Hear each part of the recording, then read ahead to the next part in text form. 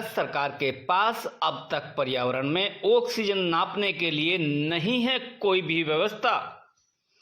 यह खुलासा आरटीआई के माध्यम से हुआ है। खुलासा केंद्रीय प्रदूषण नियंत्रण बोर्ड ने दिया। जवाब, ऑक्सीजन में नापने के संबंध में उनके पास नहीं है कोई जानकारी। आरटीआई में भी इंटरनेट की जानकारी का हवाला देते हुए दिया जवाब। इसी मुद्दे को लेकर समाज सेवी हरपाल राणा आज जंतर मंतर पर कर रहे हैं एक दिन का उपवास। पिछले 2 सालों से केंद्र सरकार और सभी राज्य सरकारों से पत्राचार कर मांग रहे हैं जवाब। सभी का कहना है कि ऑक्सीजन नापने के यंत्र को लेकर नहीं है कोई भी जवाब। भारत में बढ़ते हुए प्रदूषण को लेकर एनजीटी, केंद्र सरकार, राज्य सरकार और न्यायालय सभी ने चिंता व्यक्त की, लेकिन इन सब के बीच आरटीआई के माध्यम से जो खुलासा हुआ वह हैरान करने वाला है। समाज सेवी हरपाल राणा द्वारा आरटीआई लिखकर जवाब मांगा गया था कि भारत सरकार के पास या राज्य सरकारों के पास पर्यावरण में ऑक्सीजन को नापने का क्या तरीका है, जिस पर जवाब सुनकर आप भी हैरान हो जाएंगे।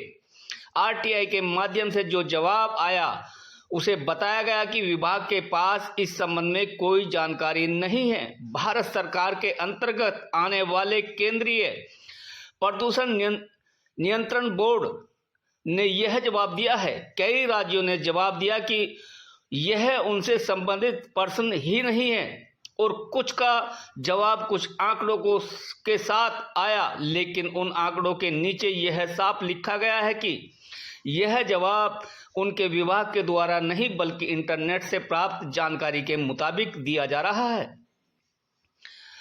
हम आपको बताते चलें कि जिस तरीके से यहां ऑक्सीजन की मात्रा को नापने के लिए अब तक केंद्र सरकार के पास, राज्य सरकार के पास कोई तरीका या कोई यंत्र नहीं है। आपको याद होगा कि कोरोना काल के दौरान ऑक्सीजन की कमी के कारण हजारों लोग मारे गए थे। पत्राचार करके अलग अलग विभागों और केंद्र सरकार, राज्य सरकारों से इस संबंध में जवाब मांग रहे हैं। आखिरकार अब वह जंतर मंतर पर एक दिन के उपवास पर बैठे हैं और अपने घर से जंतर मंतर तक वह साइकिल पर गए। उपवास के साथ उन्होंने कई विभागों और कई कार्यालयों पर ज्ञापन भी सौंपा।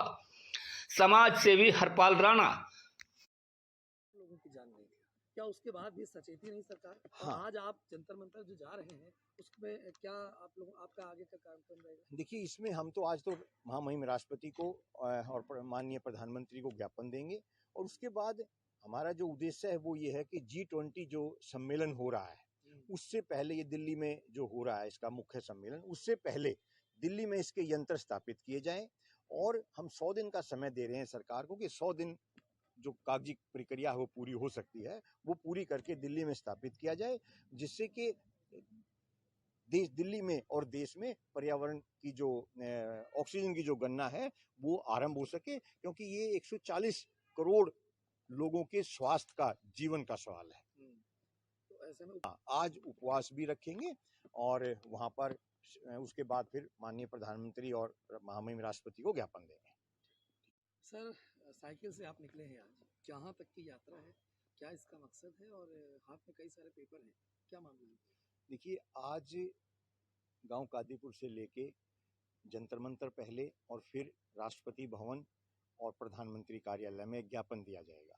उस ज्ञापन का उद्देश्य है कि पर्यावरण में ऑक्सीजन की मात्रा कितनी होनी चाहिए, इंसान के लिए कितनी ऑक्सीजन की आवश्यकता है और ऑक्सीजन कहाँ से उत्पत्ति होती है, कहाँ से आती है, इस तरह की कोई जानकारी भारत सरकार के पास उपलब्ध नहीं है।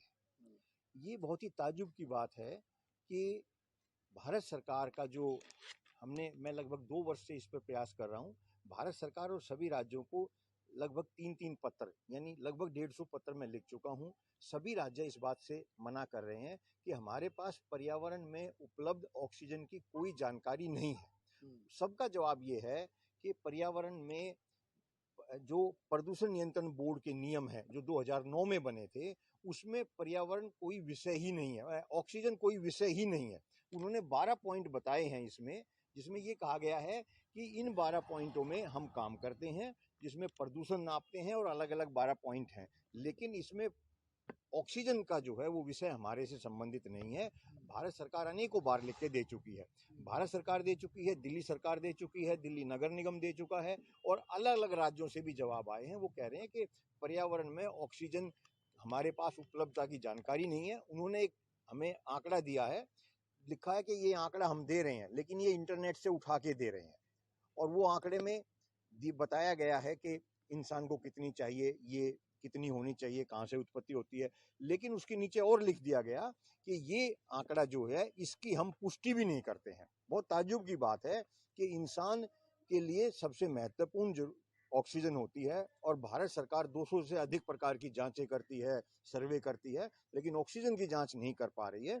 ये बहुत ही ताज्जुब की बात है, आश्चर्य की बात है। अच्छा, कोविड काल की देखें जब बात की जाए, मैम अभी जैसी जानकारी पर ऑक्सीजन नापने की कोई यंत्र या कोई तरीका टेक्निक भारत सरकार के पास नहीं है, इसको आप किस तरीके से देखते हैं, और ये समाज के लिए कितना ज्यादा महत्वपूर्ण है? कम से कम ऑक्सीजन की जानकारी तो होनी चाहिए। अब जैसा देखा जा रहा है कि पूरी दुनिया में ये चीज हो रही है और भारत सरकार भी चांद पे ये देख रही है कि वहाँ पे ऑक्सीजन है या नहीं है, लेकिन ये बहुत ताज्जुब की बात है जब हम किसी दूसरी उस पे जाके देख रहे हैं कि वहाँ पे ऑक्सीजन है या नहीं है, लेकिन जहाँ हम रह रहे हैं धरती पे उसका हमारे पास कोई अनुमान ही नहीं है कि यहाँ पे कितनी ऑक्सीजन है और कितनी होनी चाहिए। तो मेरे हिसाब से बहुत ताज्जुब की बात है, और क्योंकि ये सब जो हमारे यहाँ के रहने वाले लोग हैं उनके लिए जरूरी है, तो मेरे को लगता है कि ये सरकार का एक ये वो बनता है, कर्तव्य बनता है कि वो इस चीज पे ध्यान दे और ऐसी या तो रिसर्च करे ऐसी कि हमें पता चले कि हमें कितनी ऑक्सीजन चाहिए और कितनी ऑक्सीजन है हमारे पास, ताकि लोगों की जिंदगी में दिक्कत ना आए। और जो पिछले बार कोविड में हुआ था कि ऑक्सीजन की वजह से बहुत लोगों की मृत्यु हुई थी, वो सब दोबारा हमें ना देखना। हम कोविड के समय में भी देखा गया था कि हजारों लोगों की मौत ऑक्सीजन की कमी के कारण हुई, और ऐसे में ऑक्सीजन को भी नापा नहीं जा पा रहा है, अब भी सरकार नहीं सचेत रही है। हाँ, ये एक बहुत दुख की बात है कि जब कोविड आया था तो बहुत ऐसा हुआ था कि बहुत लोगों की मृत्यु हुई थी ऑक्सीजन ना मिलने की वजह से।